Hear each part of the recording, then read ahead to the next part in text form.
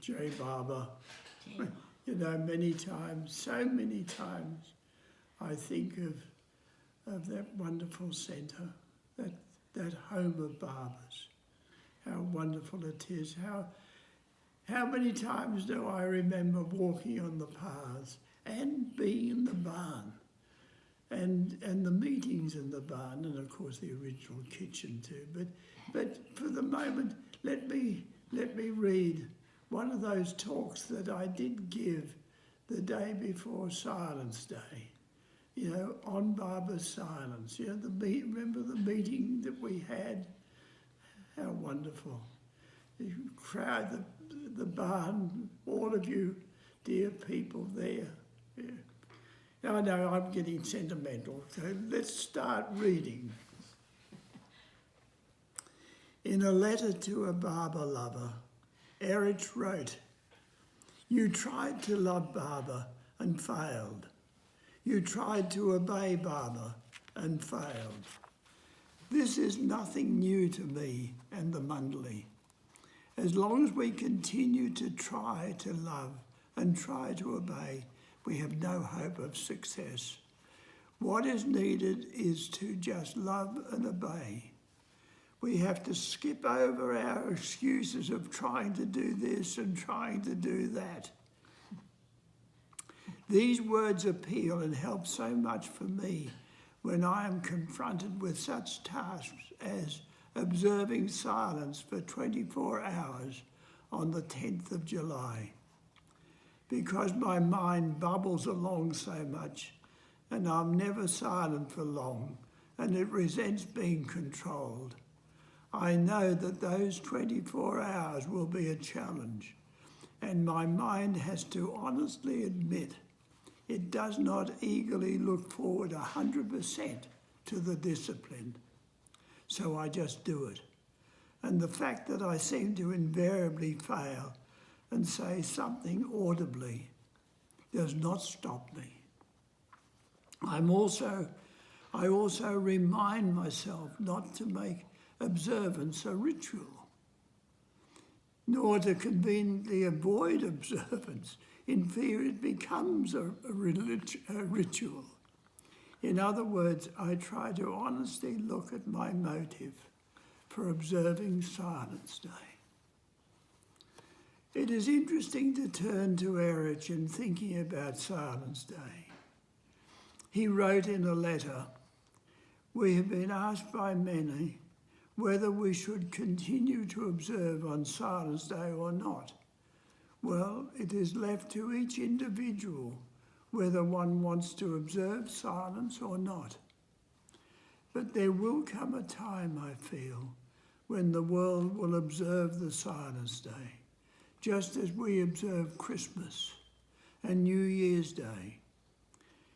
As to our wanting or not wanting to observe the day, there is a guideline from Barber himself.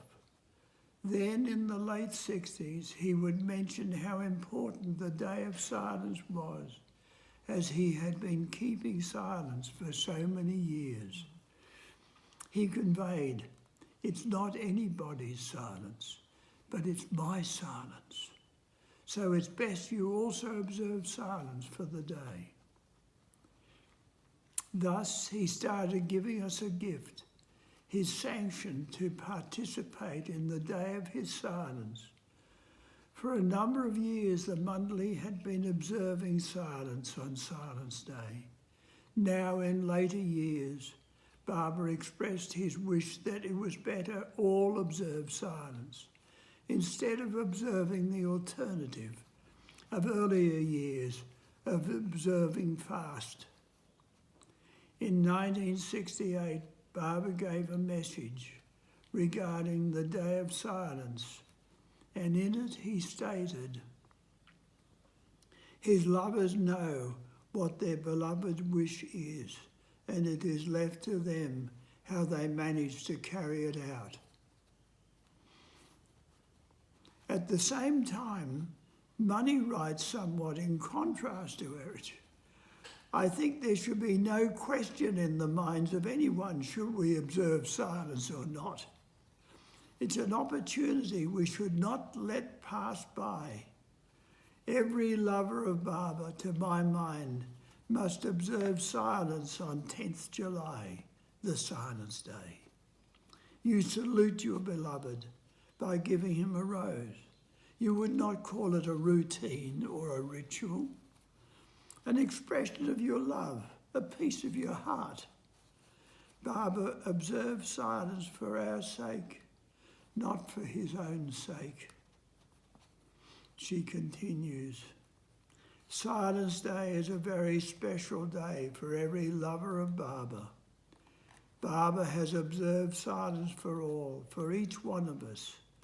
And if we cannot give that little response for one day, if we cannot keep our lips closed for one day of a year, then it's too bad. I don't feel that by keeping silence we're going to help the world or anything like that. It's just a salute, a homage to his love for us, an expression of our love for him. Beloved Baba observed silence for all those years, and for one day he has said we can share it with him too. How blessed we are, Jai Baba.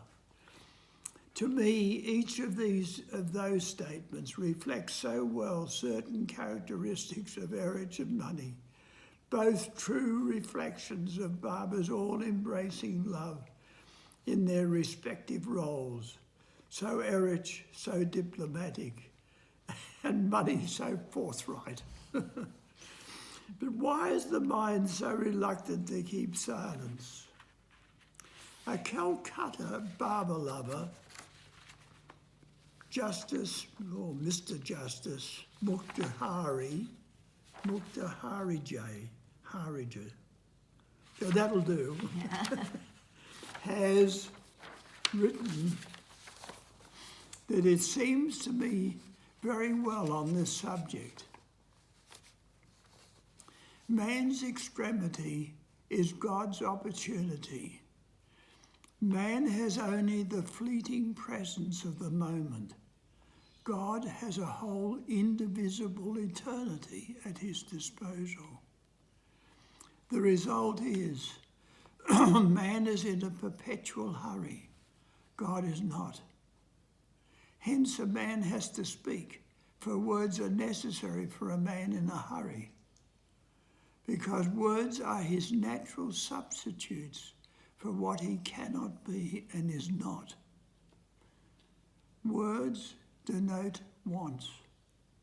One who is full and fulfilled has no more use for words. The needy man uses words. Words are part of man's delusion, frustration, and impatience. God does not need words, for he is and does not need to become. One who has no delusion and who has inexhaustible patience has no need for the spoken word. Such a one is God. He needs no language of words. His manifestation is the word. That is why the Bible said, "In the beginning was the Word, and the Word was God. And the Word was made flesh and dwelt among us." The Hindu Vedas and the scriptures proclaim that the nada sound is Brahman. And the Islamic announcement is Anul Haq, H-A-Q. In this regard, Erich has written, the silence of Meher Baba in his man form was the personification of the silence of God, and his being in our midst as the God-man is the Word made flesh. His having dropped his man form is the act of releasing the Word that was encaged in the man form of Meher Baba was released when the body which encaged it dropped, which simultaneously is tantamount to the act of breaking the silence. Beloved Baba said, I shall only speak one word, and this word will penetrate the hearts of all men. Dr. Deshmukh said in a talk, Meher Baba's silence is not merely the silence of the tongue, but represents the great immeasurable silence of the beyond state of God, from which all sounds spring forth only to be merged into it again. Just as there is the silence that speaks, there is the silence that hears. Baba's silence has to be heard by silence within our own self. For this it is necessary that our mind should be completely stilled. And reminding me once again that in silence lies truth. Again, as Mukherjee has written, his word is intended to break patterns, prisons and habits.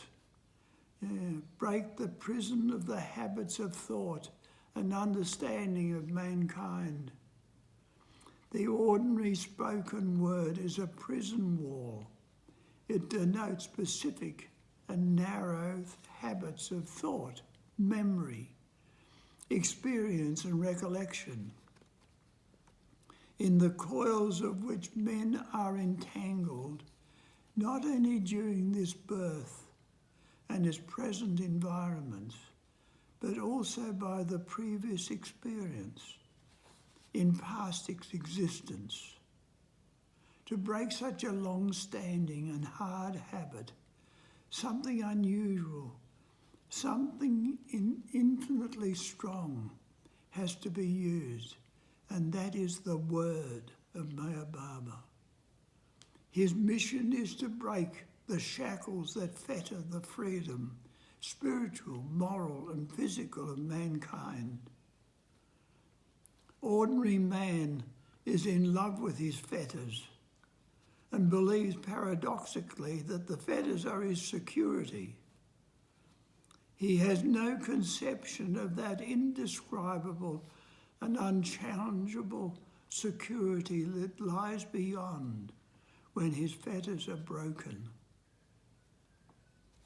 When Abraham Lincoln announced the liberation of the African Americans from their slavery and ordered the removal of chains, they wept out of fright because they were afraid of their emancipation and of the outside world that lies beyond their chains so long, and for which they had an unknown fear.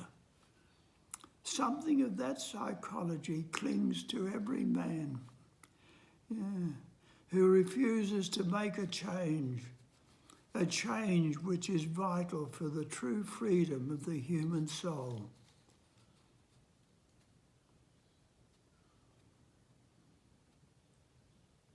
As Mani wrote in June 1967, even as the avatar hides his reality behind the veil of our ignorance, he hides his silence behind the clamour of our words. Never has the world seemed more word crazy than it is now. Our minds never so deafened by discordant jangle of words coined in man's base metal. How then can we hope to hear the sublime ring of his words when he drops them in our midst, words that we let roll away to the corners of our minds or collect in pages of books? And because we have not really heard the words beloved Baba has given us, we ask him for more, and yet again for more, while he gives us a gentle reminder. If my silence cannot speak, of what avail words.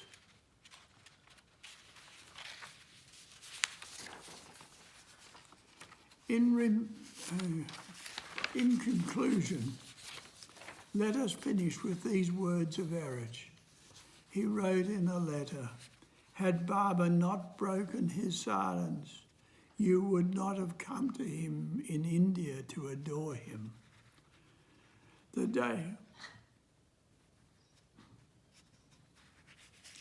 he began his silence, he broke it. And he continues to be silent and to break his silence in the heart where he resides and where he sleeps and is awakened continually. The moment the heart recognizes the Ancient One, at that very moment he has broken his silence in that heart. It is the echo of that breaking, heard by the heart, that makes the heart yearn for him and adore him. Now it is left to you to nurture his word. As beloved Baba has said, the breaking of my silence will reveal to man the universal oneness of God, which will bring about the universal brotherhood of man. Jai Baba.